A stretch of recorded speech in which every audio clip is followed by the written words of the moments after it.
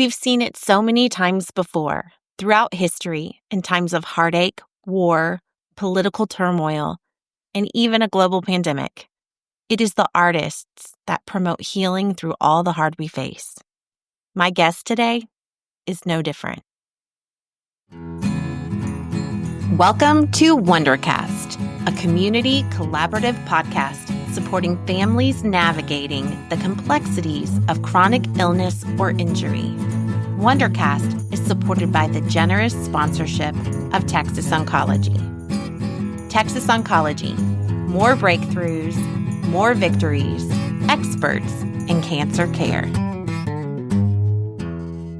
In today's episode, I am joined by independent filmmaker Madison VanDerLinde as she shares about her documentary, Children of Disease, and the way she explores the impact of parental illness on children by creating open space for communication and the growth of community.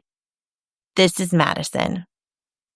Madison VanDerLinde. I am the filmmaker behind Children of Disease, a feature-length documentary film. I'm a filmmaker, but I'm also a death doula and hospice worker. And I first got into kind of death work and helping people who are dying and people who are grieving. I actually first got into it shortly after I finished making Children of Disease.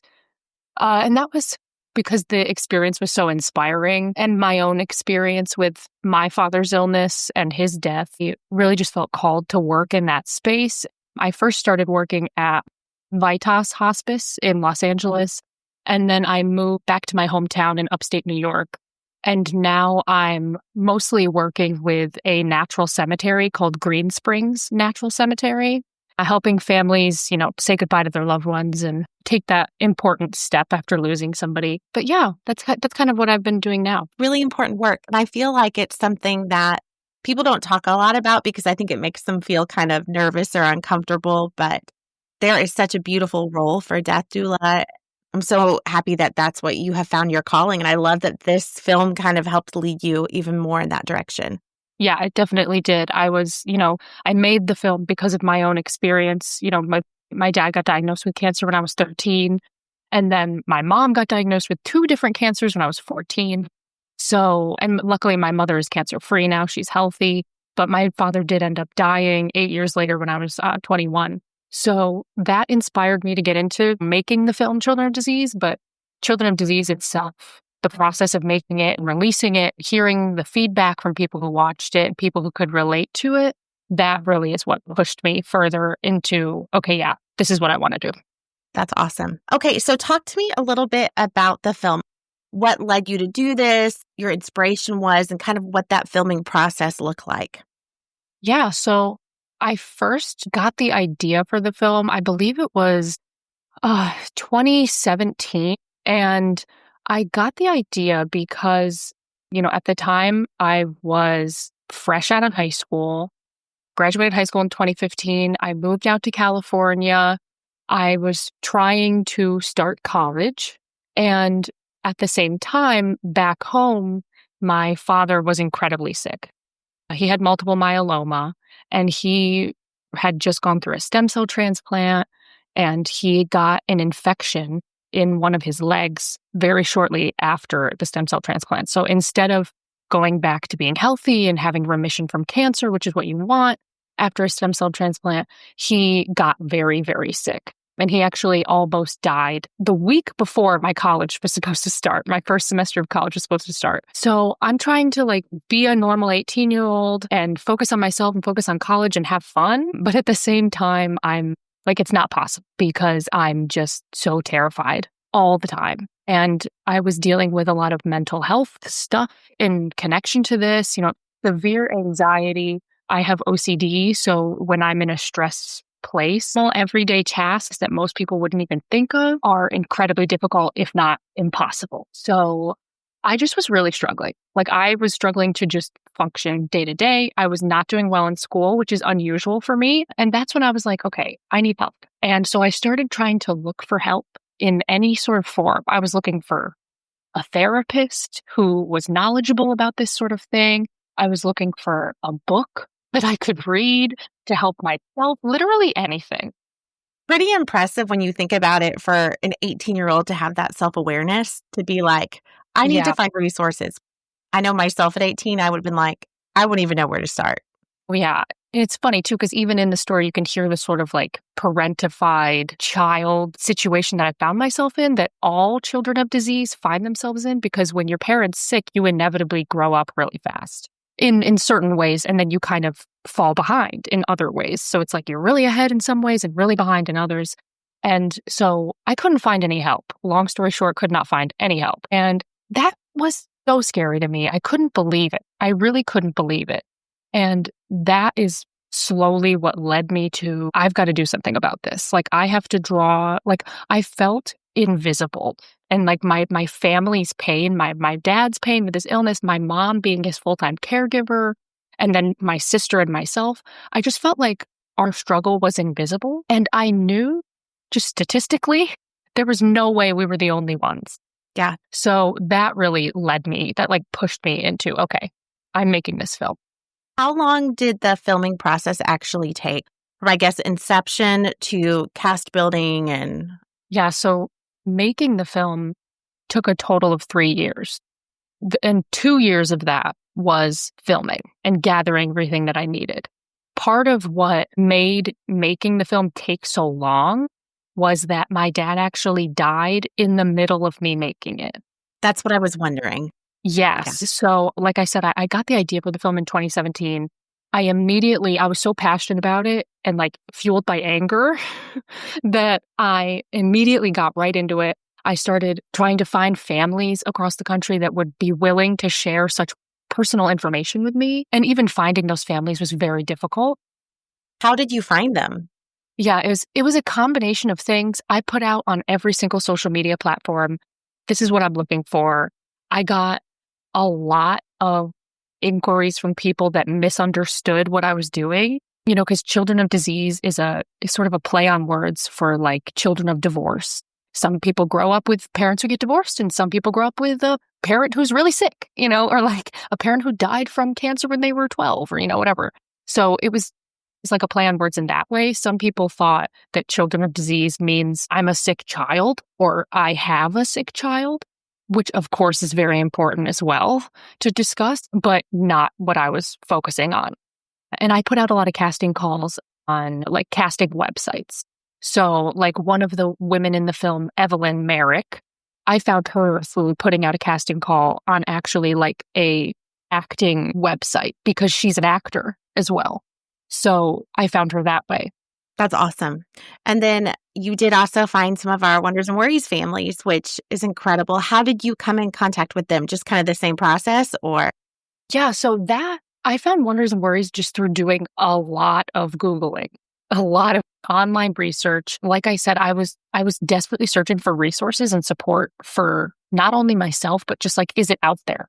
Like, is there something out there that supports these families and supports these children? And that's how I found Wonders and Worries. I found them online and I reached out to Wonders and Worries and I talked, I think the first person I spoke to was Kim, who is great. Love her. She's great. And she kind of became my liaison with Wonders and Worries. And she was great to work with. She just like completely threw the Wonders and Worries doors open for me and was like, yes, get in here, film us, check it out, see what we're about.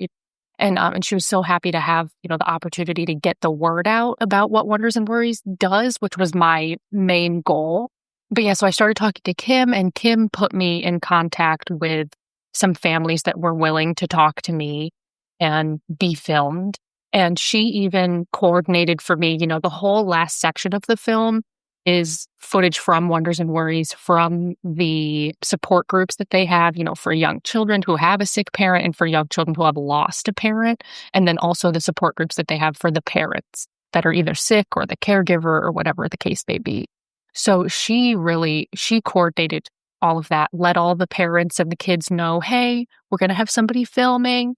If you're okay with being filmed, then come. If you're not okay, then maybe don't come today. So she really like cleared the path for me to be able to include Wonders and Worries, which like if Wonders and Worries wasn't in the film, I feel like the film would be, it's a tearjerker. It's emotional, but I feel like Wonders and Worries is that hope that we needed at the end of the film to be like, look, there is support for this and there is growth here. We're building something that's so important and it is helping. Absolutely. And I think it's incredible when you think about children with diseases, childhood illnesses. You have pediatric facilities that are specifically equipped to support them with their ongoing developmental needs, their psychosocial needs, just helping them cope to illness. I feel like you have a really family-centered care approach with parents as well if your child is ill. But when you have an adult ill, a lot of the adult hospitals, until recently, they haven't been equipped to offer support for the kids of those families. And so I feel like there's this growing awareness, and tools like your film really helps shed light on, no, this is a great need. This is an important family-centered approach that we need to take for the whole family. Yes, exactly. And that was my main, like one of a few main focuses that I had with this film is just to bring awareness to the issue because it's so overlooked. And like you said, and I believe Meredith also said it, Meredith from Wonders and Worries in the documentary, that, family-centered care when someone is sick often extends to the sick person and maybe the spouse or the caregiver, but sometimes not even that. And it almost never includes the children or any other extended family that might be impacted.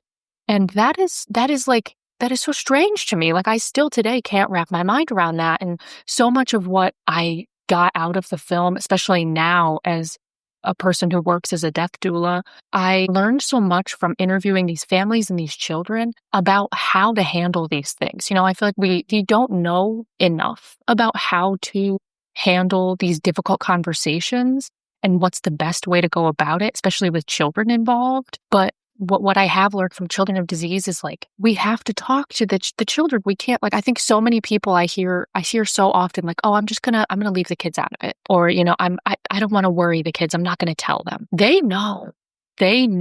I believe it was Crystal, who's also amazing at Wonders and Worries, child life specialist. She shared, and I always tell it to people because it's so impactful as a story, but I remember she shared and I think it's in the film, that there was a little boy who came to get help at Wonders and Worries, and he said to one of the child life specialists, they're bringing bombs into my home. Why are they bringing bombs into my home? I'm so scared that these bombs are going to go off. I lay awake at night worried about these bombs. And turns out they were oxygen tanks. They were oxygen tanks because his father had trouble breathing as related to his illness. And if somebody had just said, hey, your dad has trouble with this, so this is the medical treatment. This is an oxygen tank. This is how it works. This is why it's here. You don't have to worry about it. It's not scary. Do you want to touch it? Do you want to see me use it? Demystify what's going on. It's the unknown that's the scary part. Absolutely. That childlike imagination can just take off, and kids are perceptive to their environment, so they notice changes. You're right. So if there is a change and you're not giving the information to support that change, they're going to create their own dialogue about what that change is. And that can be far scarier. Yes, definitely. How do you feel like this film should be utilized in the community? Yes. So this was a point of like a lot of anger within myself because I finished the film in 2020. So I finished it in the middle of the pandemic. Like I was submitting to film festivals from quarantine in my house. So I had big plans for Children of Disease.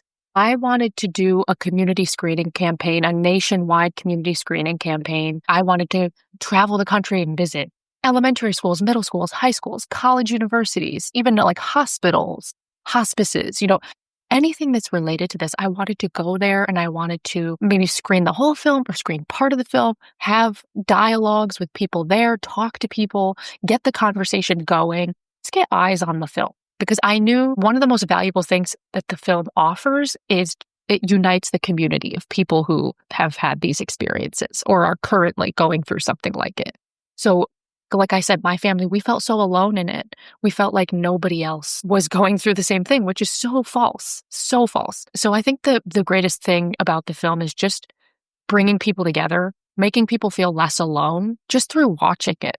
You can, from the comfort of your own home, you can take a break, you can pause it if you need to walk away, because it can be emotional. It can really be a lot, especially if you're still in the middle of whatever your situation is. I did feel like the potential that the film had to be helpful got a little bit stifled through the whole, COVID pandemic, which is, unfortunate.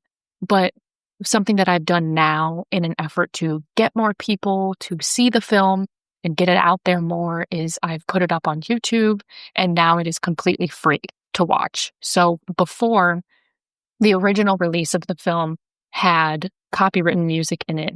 And so I had to, there were certain parameters that I had because I was paying for that copyrighted music and I only had certain rights. But now I've removed the copywritten music and made it available on YouTube so anybody can look at it. I don't want people to feel like, oh, I can't pay $10 to be able to access this film. So that's something I'm doing since I didn't get to, do my original plan and we're kind of shifting. It's out there. Look for it. And we will link it too in our podcast episode. Great. So we'll link to it because we would love for any of our listeners to be able to access it and share it with other people that you think might benefit from it. Great. Yeah. I think that we've seen this, and we've seen this a lot. We always say that in times of crisis, art just is what heals. Art is what gives us that space to dialogue, especially if you think about this film.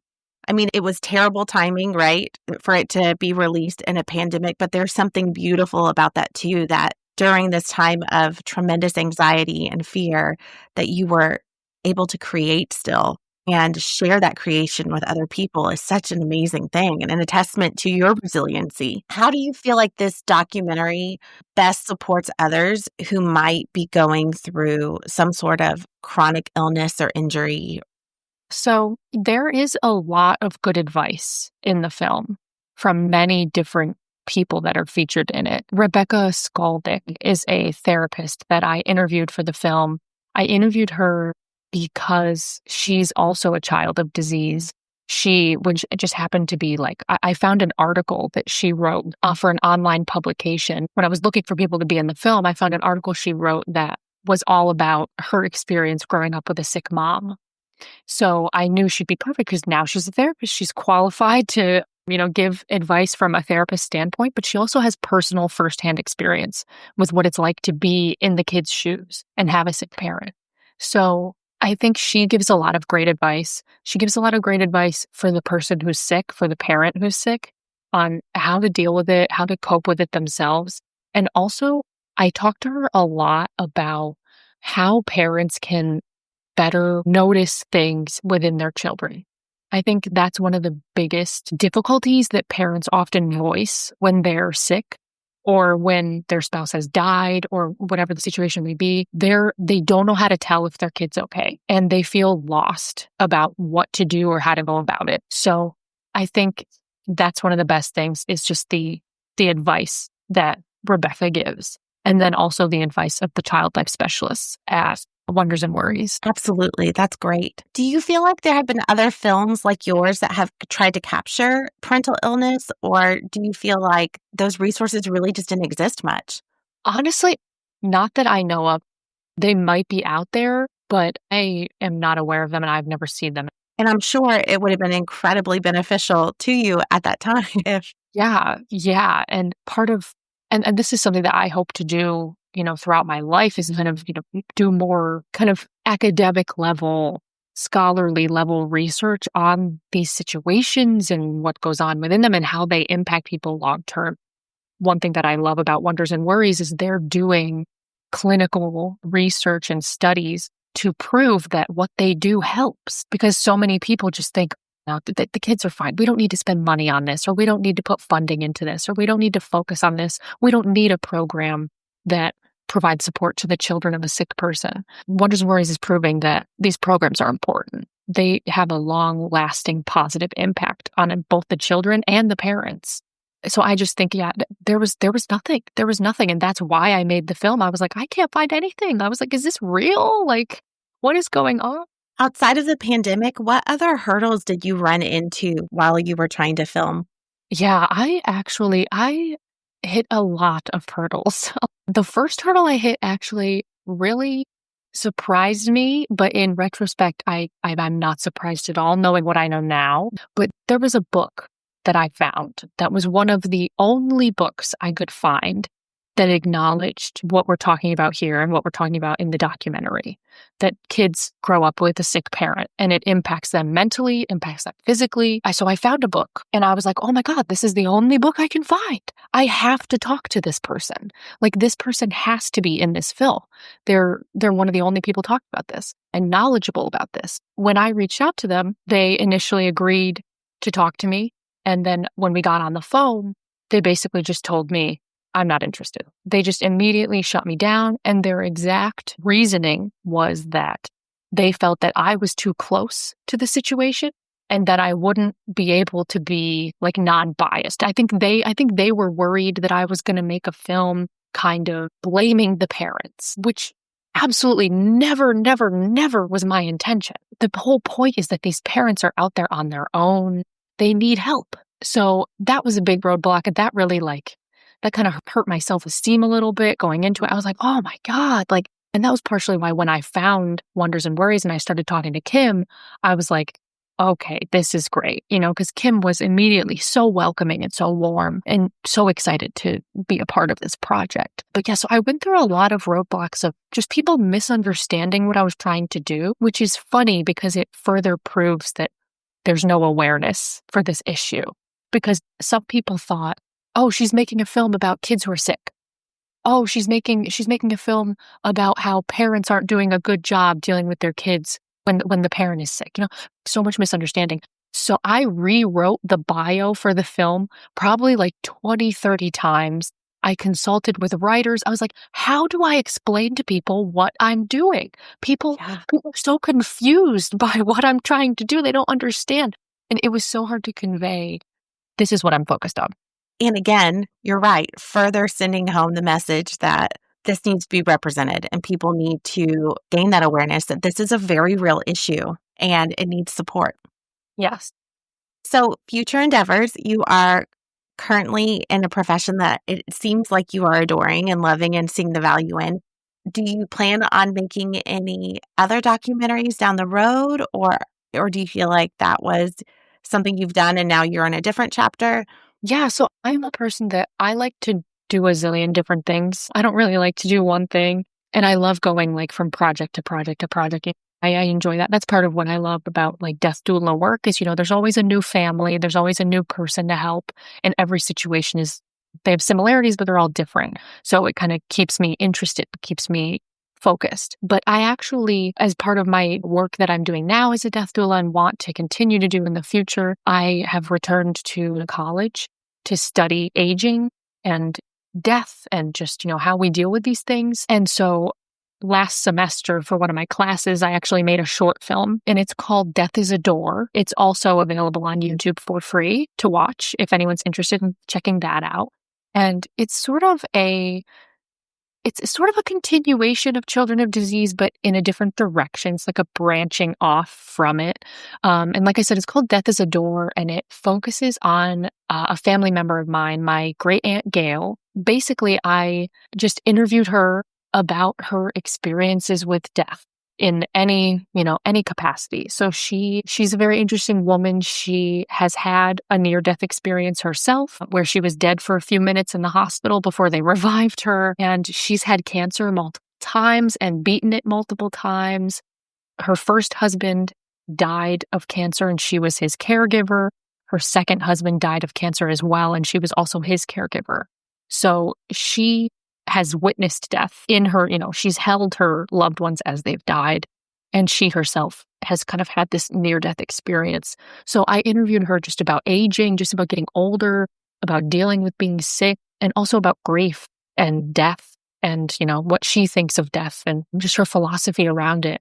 So that is one thing that I have done that's kind of connected to Children of Disease. And I do see myself in the future making more because Children of Disease really was so emotional for me because it's my own story as well as other people's. So there was a lot that I would have loved to include that I just couldn't because it took on its own life. So I would love to in the future make a documentary or maybe a series of documentaries, who knows what will happen, that focus more on like, I don't know, I guess like scientific side of it, the more clinical side of it, the more like these are hard facts and here's what we can do, a more like almost like social justice kind of like, let's change this, because I think Children of Disease does a really good job of doing what it does, which is, draw attention to the issue, bring people together by saying, hey, you're not the only one experiencing this, but there's more. I feel like we can build on it. It's just like a foundation.